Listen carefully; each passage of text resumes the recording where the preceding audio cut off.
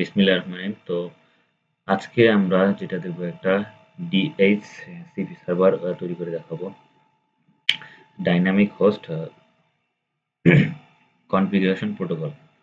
তো এই সার্ভারটা আমি তৈরি করে দেবো। তার জন্য প্রথমত ইন ডিভাইসে যাবো, যাওয়ার পর আমরা এখানে জেনেরিকে এই যেখানে যে সার্ভারটা আছে সেই সার্ভারটা নেব। আমরা একটা সার্ভার নিলাম এখানে। আচ্ছা, তারপরের কাজ হবে হচ্ছে আমাদের এখানে র্যান্ডমলি পিসি নিয়ে নেওয়া। এর পরের কাজ হবে হচ্ছে আমাদের একটা আমরা সুইচ নেব এখানে। ওকে,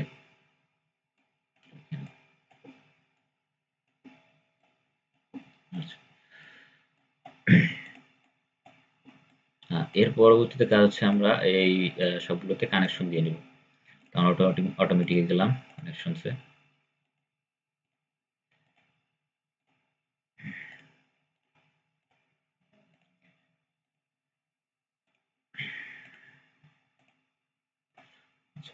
কানেকশন হয়ে যাওয়ার পর আমরা সার্ভারে ক্লিক করব, সার্ভারটাকে কনফিগার করব।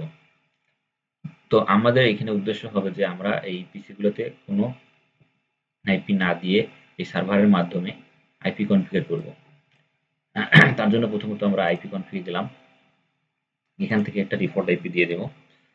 স্ট্যাটিক করা থাকবে এটা 10.10.0.0.1 এটা দিলাম।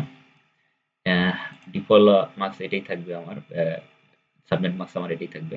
তারপর আমি এখানে জাস্ট কেটে দেবো এটা। এর পরবর্তী আমি যাবো এখানে সার্ভিসে যাওয়ার পর আমি এখানে ডিএসসিপি এখানে ক্লিক করব। ক্লিক করার পর আমি হচ্ছে এখানে ডিফল্ট গেটওয়ে এটা চেঞ্জ করব। এটা দিব হচ্ছে 10, লাস্টে দিব হচ্ছে 1, অর্থাৎ 10.0.1। এটা দেওয়ার পর আমরা এখানে দেখতে পারবো যে আমার স্টার্টিং আইপি কোথা থেকে শুরু হয়েছে এবং শেষ কোথা থেকে হবে এখানে বলে দেওয়া আছে। আর এখানে ম্যাক্সিমাম নাম্বার অফ ইউজার হচ্ছে আমার 512 জন। তা আমার রিকোয়ারমেন্ট অনুযায়ী এটা তৈরি করে নিতে পারবো।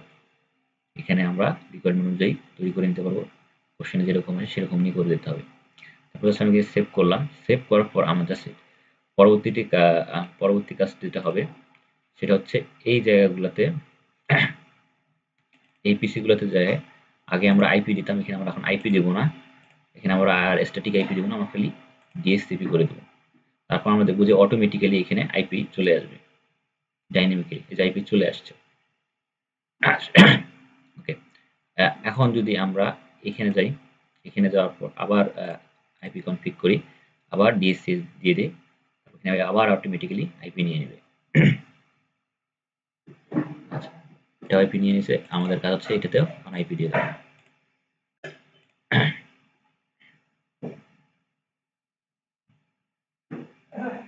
আচ্ছা, হয়ে গেছে। এখন আমাদের মোটামুটি আইপি চলে গেছে। এখন আমরা যদি মেসেজ দিই, যে কোনো পিসিতে মেসেজ দিই, সাকসেসফুল দেখাবে। আবার এখান থেকে যদি এখানেও দিই, মেসেজ সাকসেসফুল দেখাবে।